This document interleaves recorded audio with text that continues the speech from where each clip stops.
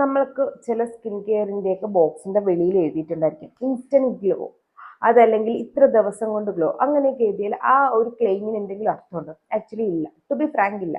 നിങ്ങൾ exfoliating ingredient ആണ് use ചെയ്യുന്നതെങ്കിൽ അത് ഇൻസ്റ്റൻറ്റ് ഗ്ലോ തരും. കാരണം നമ്മൾ സ്കിൻ പതുക്കെ പതുക്കെ എക്സ്ഫോളിയേറ്റ് ചെയ്യാൻ ഹെൽപ്പ് ചെയ്തല്ലോ, അതുകൊണ്ട്.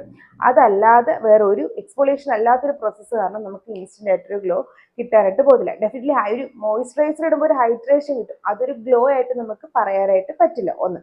രണ്ടാമത്തേതെന്ന് വെച്ചാൽ ഇത്ര ദിവസം എന്നുള്ളത് ഒരാൾക്കോ നമുക്ക് ടൈം പീരീഡ് ഷെഡ്യൂൾ ചെയ്യാൻ പറ്റില്ല. പ്രത്യേകിച്ചും ഒരു പെർട്ടിക്കുലർ സ്കിൻ ടൈപ്പുകാർക്ക്.